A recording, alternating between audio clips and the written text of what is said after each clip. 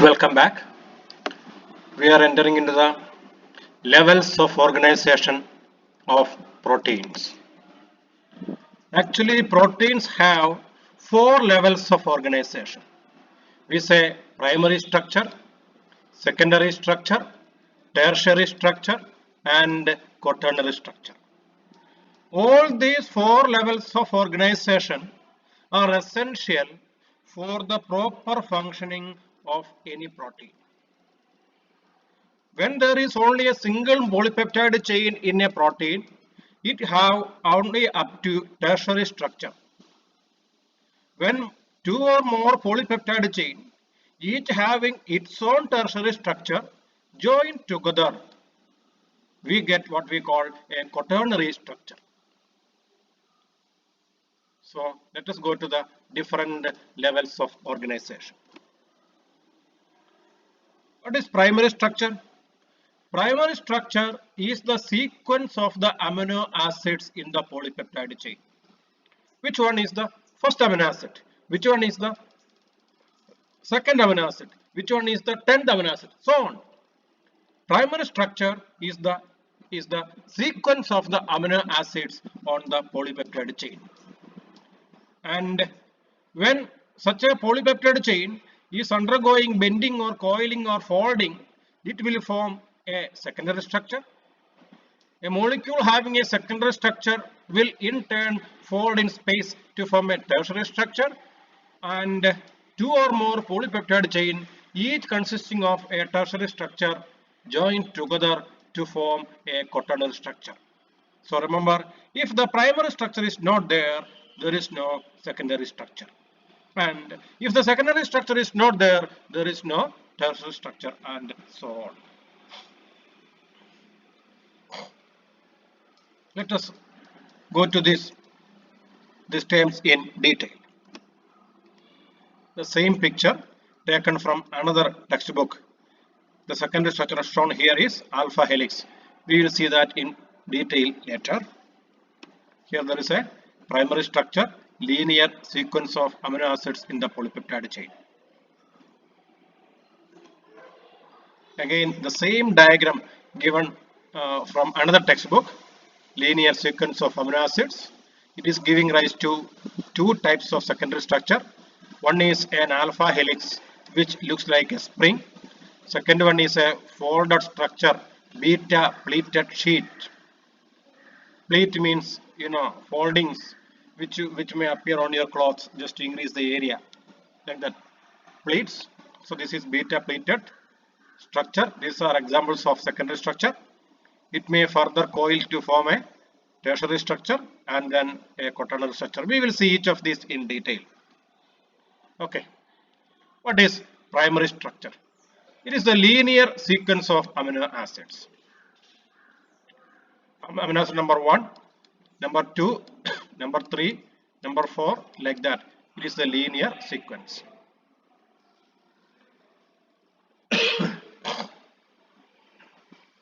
This is the primary structure of bovine insulin. Bovine means obtained from cattle. You know that insulin is a hormone. How many amino acids are there? This amino acid, this chain, this is a polypeptide chain. It has 30 amino acids. This is another chain. It has 21 amino acids. So two chains are there. We call them A chain and B chain. A chain of the insulin consists of 21 amino acids. B chain of the insulin consists of 30 amino acids. Even though this is from bovine, I mean cattle, the same is the case of human beings also. And what do you see here? This is a cysteine CYS, another cysteine CYS, cysteine number 6 and cysteine number 11. They are joined together by means of a disulfide bond. Cysteine, I think we found this a few slides back. So this is an intra-chain disulfide bridge. Look here. Between A chain and B chain, there is such a disulfide bridge. Again, between A chain and B chain, there is such a disulfide bridge. Can you find out the position? Which is amino acid here? It is cysteine 7. Which is this amino acid? This also is cysteine 7. So between the 7th cysteines, there is an interchain disulfide bridge. What about this? This is cysteine 19. This is cysteine 20. So between cysteine 20 of A chain and cysteine 19 of B chain, there is a disulfide bridge, interchain disulfide bridge.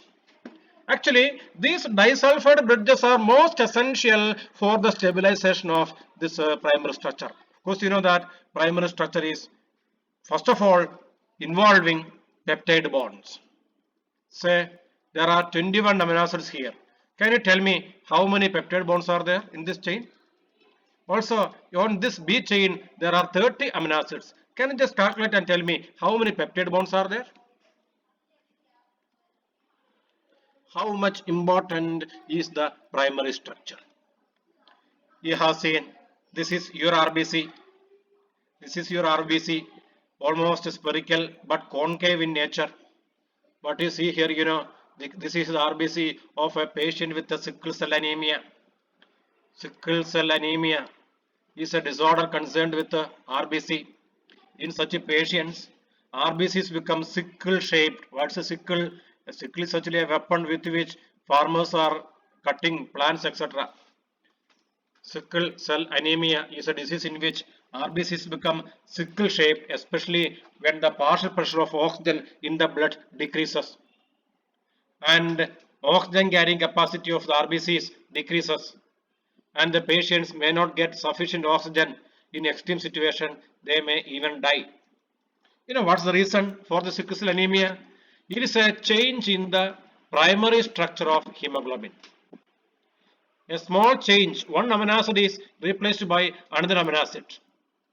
And you know that it is at the 6th position. You have studied it in the higher secondary classes. So much important is the primary structure.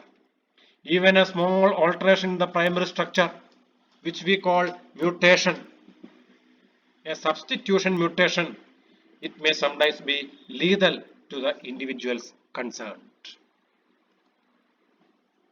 And there are methods for identifying the primary structure of proteins. We will talk about it in the next slide.